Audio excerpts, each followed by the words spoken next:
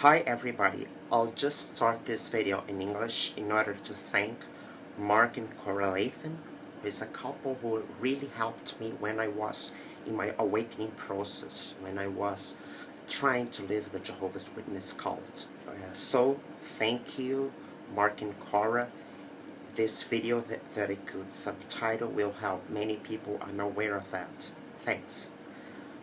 Olá pessoal, esse vídeo é preparado pensando sobretudo em ajudar as pessoas que estão no processo de deixar a Torre de Vigia, sobretudo as pessoas que pensam na questão da família, das famílias que são destroçadas, né? Quando um dos membros está pensando em sair da seita, e está saindo da seita, e começa aquela pressão da família, toda aquela chantagem emocional. E eu gostaria de dividir esse vídeo, que me ajudou muito, é do casal Marc e Cora, que me ajudou muito quando eu estava no ano de 2015, planejando a minha saída definitiva da Torre de Vigia.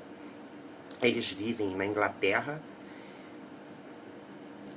e ambos me ajudaram muito, porque os vídeos deles são muito elucidativos, eles são muito felizes nas colocações que eles fazem, e eles levam o internauta a reflexões. Eu acho que isso ajuda muito, principalmente nesse processo todo, que não pode ser da noite para o dia. O processo todo de desligamento da Torre de Vigia deve ser minimamente paulatino, para não gerar grandes conflitos, pelo menos emocionais, para quem está saindo. Minimamente já fica, e você tem que procurar um tratamento. Esse vídeo, ele trata, sobretudo, de uma percepção que o Mark teve. Ele trabalha lá na Inglaterra, ele trabalha na área de limpeza, e, sobretudo, não sei agora, mas até aquela época ele trabalhava limpando carpete lá no Reino Unido.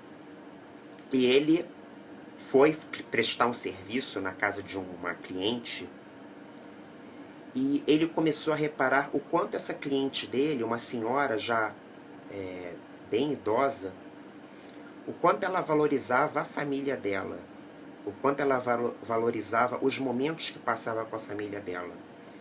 E no final do vídeo ele faz uma reflexão que é justamente toda essa unidade familiar, toda essa construção de afetividade que as pessoas fazem com relação à família, por mais imperfeita que ela seja, é uma construção importante, uma construção social importante, uma construção individual importante, e ajuda muito para logicamente, nós que somos seres biossociais, ajuda no nosso desenvolvimento, e é justamente essa base. Sem essa base, você fica desestruturado, a pessoa fica desestruturada. Então, o que acontece? O que a torre faz? A torre, ela começa no processo de lavagem cerebral dos seus adeptos, quando eles começam a estudar, paulatinamente, muito aos poucos, a pessoa vai se distanciando da sua família. Porque a maior parte da família, geralmente, quem entra sozinho para a seita, a maior parte da família começa a enxergar, né, o isolacionismo que a seita vai impugnando, né, a seus adeptos. Eles começam com coisas muito sutis. Aliás, o processo é todo muito sutil. Não é para você não vai odiar a sua família. Nós temos que amar o nosso próximo, como Jesus Cristo pediu, assim que eles fazem, né? Você só não vai conviver, evita ir para aniversários, festas, evita encontros assim muito mundanos, muito em que estarão pessoas que não partilham da mesma visão de mundo que você, da mesma fé, e com isso você vai se afastando aos poucos.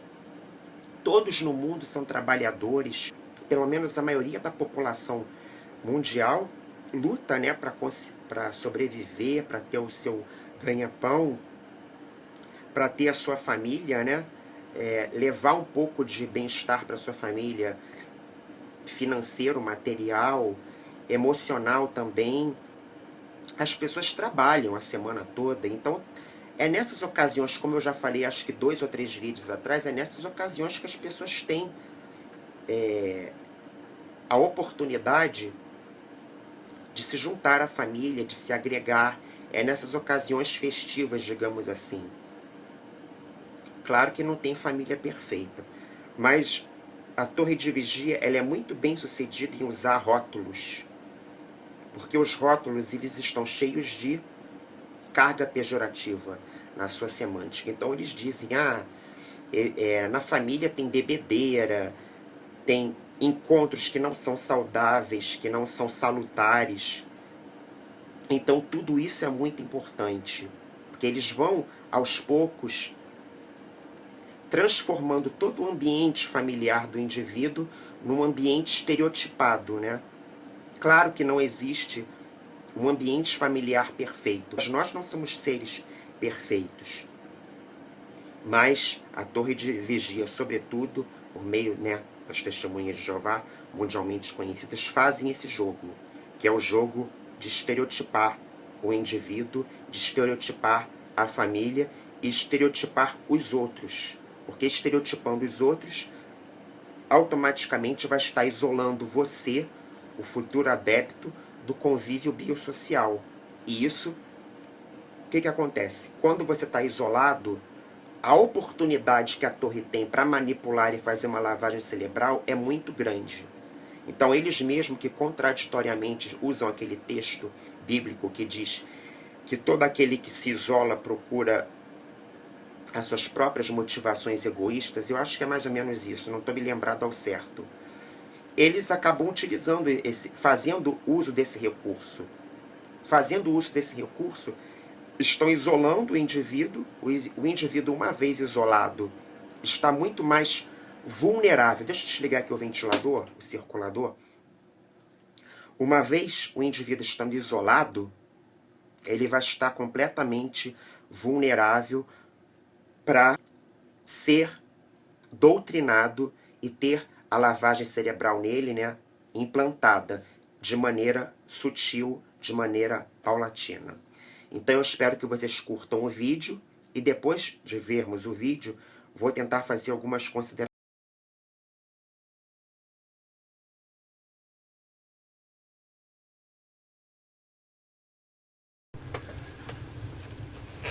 Hello everyone, Mark here, the end of a working week, and the weather outside is very sleety.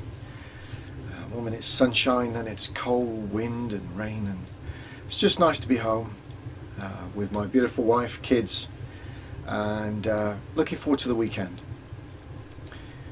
But when I got home today, I decided I'd want to share something on a YouTube video regarding the Watchtower Bible and Tract Society, but from a very personal perspective with regards to our own family. We received a card, and I'd like to show it to you. I'm not going to go into the details of what's inside, that's personal with family, but I want to show you this. What does this remind you of? Thinking of you, the colour of it, what it looks like.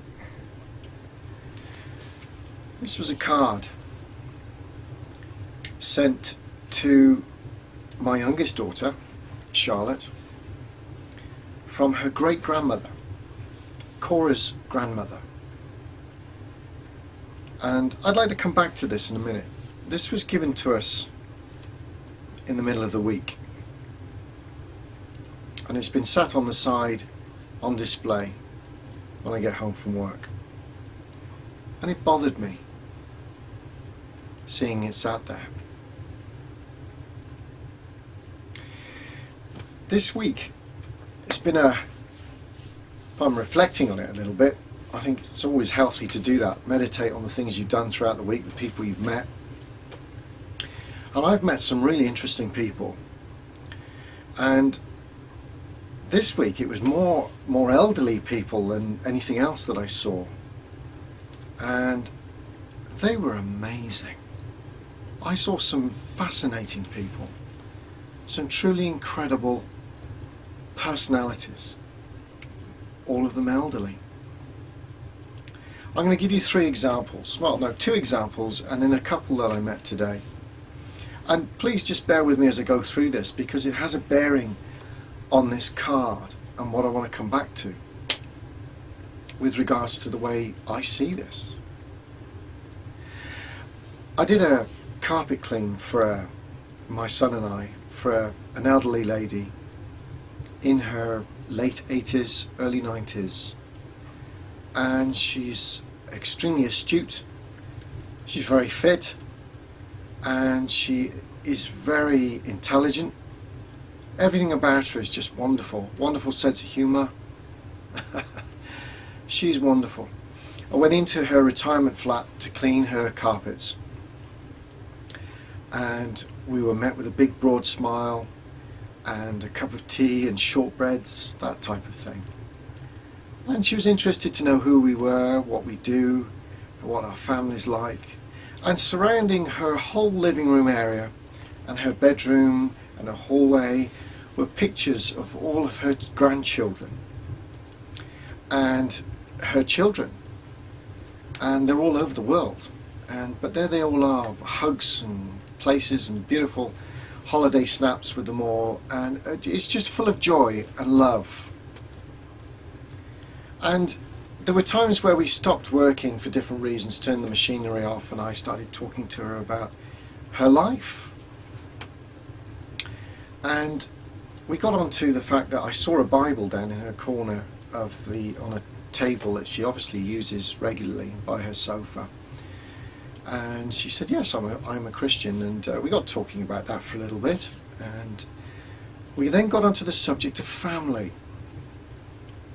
And she was amazing. Her wealth of information, her history, where she's come from, and her love for family, her love for her children, her love for her grandchildren. And we talked about her hobbies, crop circles. She loves the whole phenomena of crop circles. She's even been in helicopters, flying over fields. And she taught me quite a few things about crop circles that I'd never even heard of before. The fact that these impressions are not just on wheat or in fields, but on tops of trees, on ice, on bushes. It's fascinating. But that was something that she was very interested in, and she had a passion for that. And we then got on to her discussion about her memoirs, that somebody had said to her a long time ago that she should write down all of her memoirs for her grandchildren, something that they could keep, something that they would remember her by, about her childhood and all the things that she went through. And this is the type of discussion we had with the time we were there with her. I was fascinated by this lovely lady, absolutely fascinated. But you know, the core theme to her life, the centre of her life, no matter what else and what other interests she has, are her family and her love for family. And nothing else comes close to that. And that was extremely clear. I felt quite envious that here was this lady, such a beautiful old lady, who is obviously a wonderful grandmother and has a wealth of knowledge and enthusiasm and passion that she can share with her family on a regular basis. The following day, I met another elderly lady, not so old this time, and her husband is in hospital, very seriously ill, and she wanted her carpets cleaned. Things had gone wrong for her husband in the flat, and so we needed to sanitize the home for her. So we did that. But once again, I got into another conversation about how he was, how she was coping. And once again, there were photographs of children and grandchildren all the way around the flat, everywhere. And we talked about the emphasis of children. And I said, I'm so sorry that it's happening to your husband right now. She said, Mark, it's a part of life. we're all getting older, ill health creeps up on us, and these things happen. She said, but do you know what? She said, this is my family everywhere around me. My family. And she said, no matter what else happens, I have family that love me, and I love them. And she said, nothing else matters. Nothing else matters. That was the second individual that I had spoken to in 2 days that had then said how they felt about their family, and for her at such a crucial time for her husband. The third one was today, a couple, much younger, the guy both from South Africa, moving back to South Africa, been under some sort of MOD contract, Ministry of Defence contract here, and it had come to the end of their contract. We got talking to them. They love living here. They've been over here for a number of years, and they had the choice to stay. And when I was talking to them in between doing jobs and cleaning the carpets, they said that they loved it here, but they needed to get back home because, quite simply, they miss their children, and some of their grandchildren are now living over there that they miss them too. But more importantly, she said, my mum's not very well and she's getting very old, and we need to go home to be with her. We need to be with her. And once again, I found myself listening to another family where the most essential ingredient for them and their focus in life is to be back within the fold of their family and to look after a member of that family that is now becoming very poorly. Yet another one. So another family coming together, holding each other up. The world is full of human beings, families that have nothing but love for each other, that support each other. And I've always grown up within the Watchtower, firmly believing that the outside world, although it might seem as though they've got it right, they don't really know what love is. They don't really know what the world is about because they're under satanic control. But now I'm fully awake and I'm receptive to everybody I meet out there. I realise that I could not have been further from the truth. The world is full of wonderful people. Yes, the world is full of ugliness, but it's also full of beautiful things too. And the more people I meet, the more it ratifies to me that there is so much goodness out there within the family arrangement in particular. And people value their families a great deal. And nothing gets in the way of that. They won't allow it to. Which brings me back to this card. This thinking of you card. I asked you at the beginning, what do you think it reminds you of? Well, when I first saw it, I thought it was a sympathy card.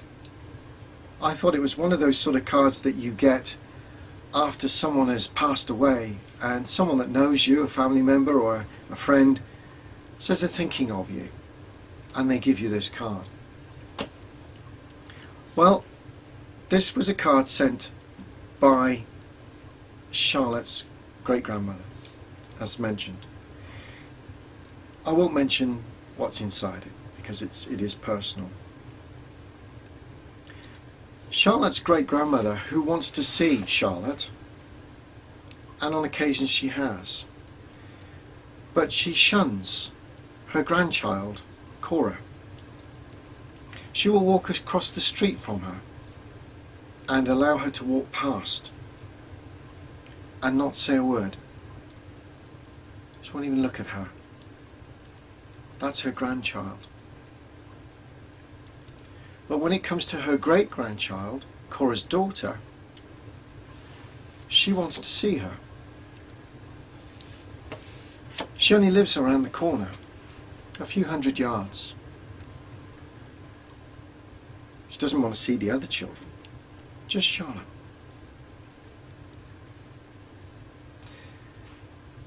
And that's what troubles me about shunning. We all have shared so many experiences of how shunning hurts and all of its different guises. But this is another one. A great-grandmother who wants to see her great-grandchild but doesn't want to see the grandchild. Shuns her. Doesn't want to know her.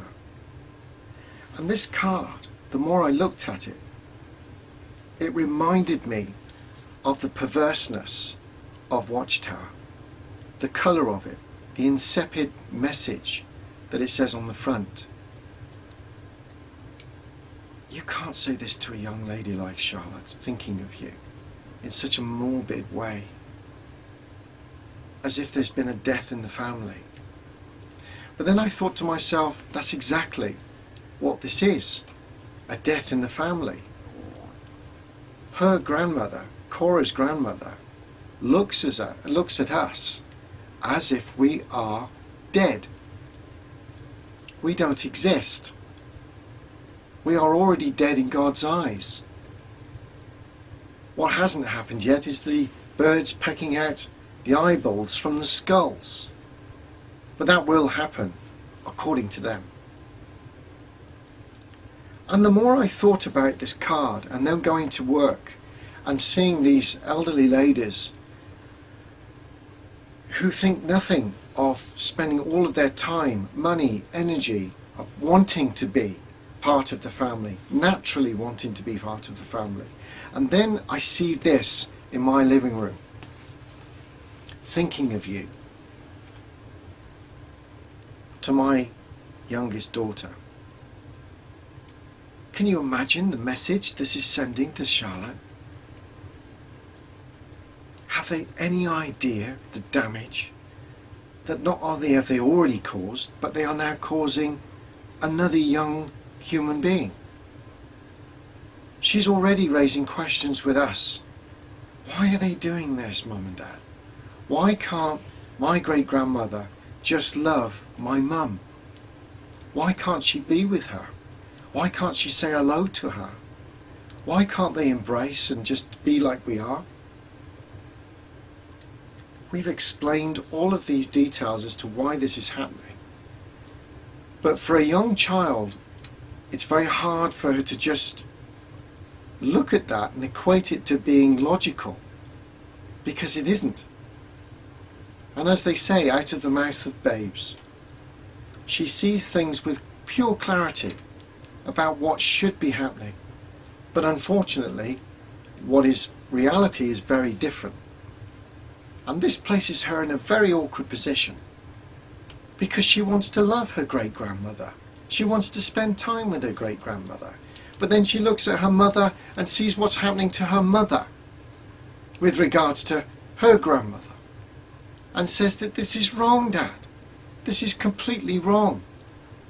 Yes, Charlotte, I'd say. It's more than wrong. It's devious. It's evil. It's being used as a weapon by the Watchtower Bible and Tract Society to keep families apart, to show the Jehovah's Witnesses that when they leave there are consequences, there is a price to be paid, and that the individuals that leave, yes, it's their choice, but if they have family inside, they will be punished. Not even to mourn these individuals. They've made that clear in their magazines recently. Not even to mourn their passing. That's how dead we are to Cora's grandmother. And yet, this week, we received this card through the letterbox saying, thinking of you. No mention in the card about the family, just Charlotte. The different layers of damage caused by what seems quite a harmless message in this card are there for all to see, especially for those that are under the influence of this shunning that takes place for so many of us out there. One of the things that we do as a family is talk about it and keep it open and express how we feel about it and make it clear that it is wrong and that we're not prepared to accept it and that we are prepared to expose the Watchtower for this evil doctrine of shunning. For many of those Jehovah's Witnesses even deny that shunning takes place, but we all know this is a blatant lie. I think back to those elderly ladies and I'm so grateful to just even meet them. And I know that they have wonderful families and they have fulfilled lives because they have love for their family and their families love them. That was so clear from the people I met this week. And it was quite poignant that I met these individuals because when I had this card inside my own living room when I was coming home each day, it gave me that contrast to be able to look at the reality of what is real in the so-called outside world about love and the manifestations of love and supporting each other within family, because it's the glue that holds society together. And it's an inherent natural way of dealing with each other because humans need to be loved. They need to be appreciated. They need to know that they are valued. And then you get this, the control, the undue influence that's being placed on Cora's grandmother to make sure that she doesn't get in contact, that she sees her as a dead piece of meat. But then at the same time, trying to reach out to her great-grandchild to say, I'm thinking of you. It's extremely sad that we can actually be in a position to witness this. But it needs to be shared, and we need to keep discussing this stuff, all of us together. I'd like to leave it there, and I'd just like to say thank you for listening. I hope this means something to someone out there, but it's real. We hate the Watchtower for the things it's doing and the doctrines that it has. We know it's damaging many people. We want these policies changed, and we will keep exposing, all of us, no matter where we are in the world, to show that this cannot be accepted. It cannot be tolerated, and they certainly should not be in a position to gain charitable status as a result. This is not good for society at all, or for us. Thank you for listening. Bye for now. Depoimento incrível, não, pessoal? Eu vou contextualizar vocês a respeito um pouco da vida de Marc e Cora, desse casal, só para vocês terem uma ideia. Ambos viveram dentro da Torre de Vigia como testemunhas de Jeová durante praticamente todas as suas vidas, e agora, desde o final de 2011, eles começaram a descobrir as heresias da Torre e saíram da Torre de Vigia, pediram dissociação. Agora, a própria bisavó, que é bisavó da filha da Cora, despreza a própria bisneta. A bisavó continua dentro da Torre de Vigia. Agora ela envia cartões e felicitações para a bisneta, mas despreza a própria neta. Para vocês terem uma ideia, a própria neta foi recusada de ir para o funeral da própria mãe. Ela perdeu a mãe dela teve câncer de seio, e a mãe dela evitou de ver a própria filha, porque a filha era dissociada da torre. E durante o enterro da mãe,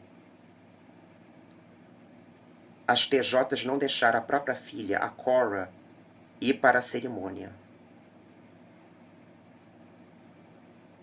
E agora, depois da própria mãe morta, né, vítima do câncer, faleceu acreditando nessa organização demoníaca, e agora a própria bisavó ostraciza a neta, mas manda, como a bisneta é criança e não foi batizada, né, dentro da Torre de Vigia, manda cartões para a bisneta, mas ignora a própria neta.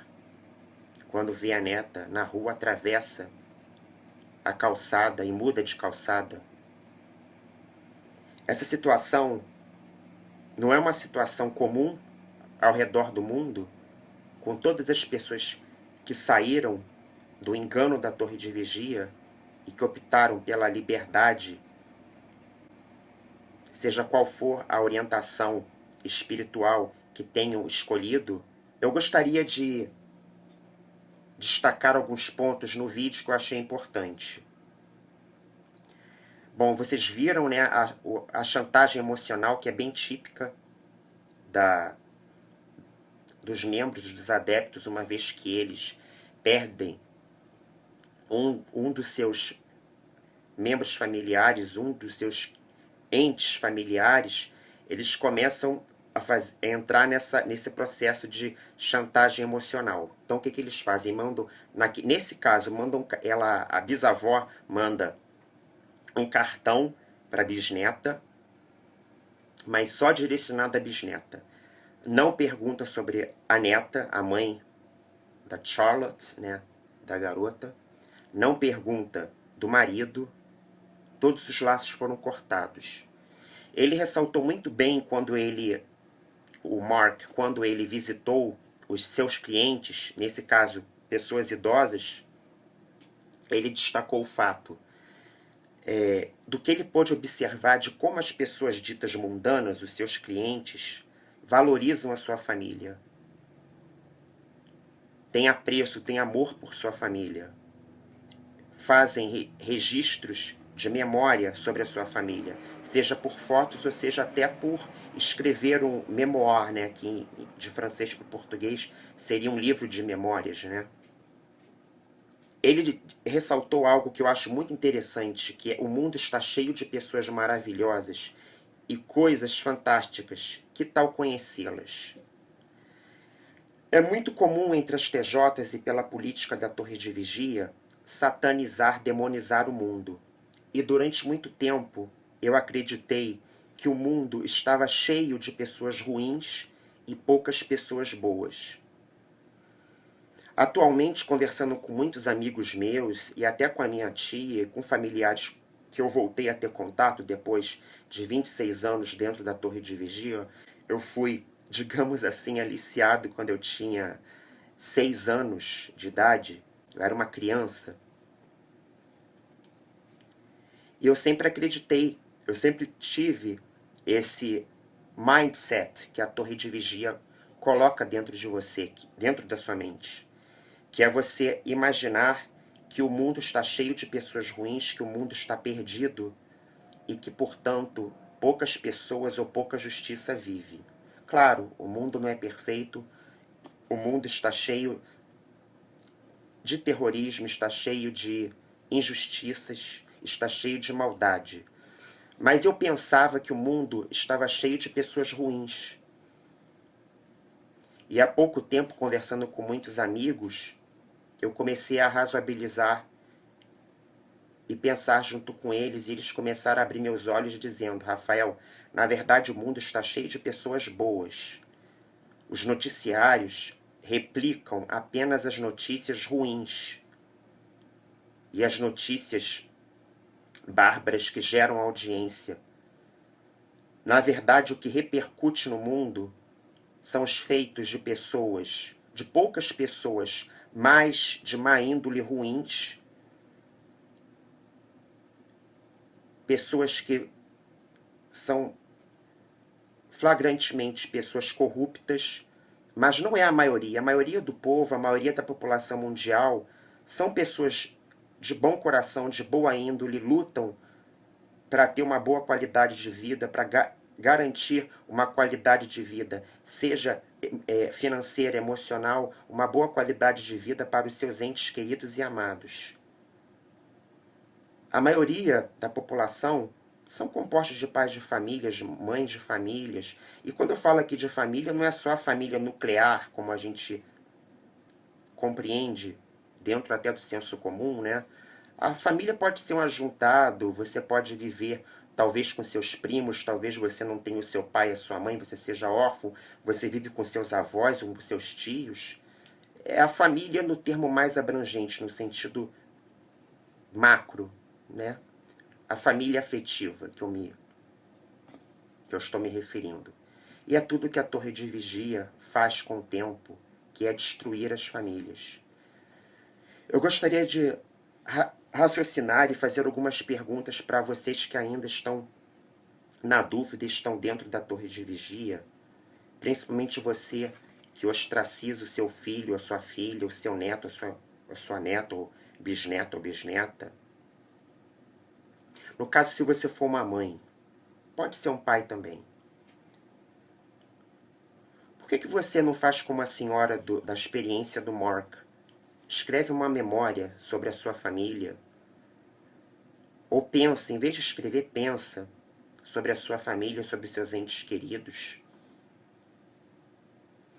Por que você não escreve ou não pensa de como era ter o seu filho, a sua neta, a sua bisneta, o seu sobrinho, a sua sobrinha, junto com você e compartilhar os momentos felizes e também as agruras da vida? Compartilhar consigo. Será que vale a pena comprometer toda a minha família?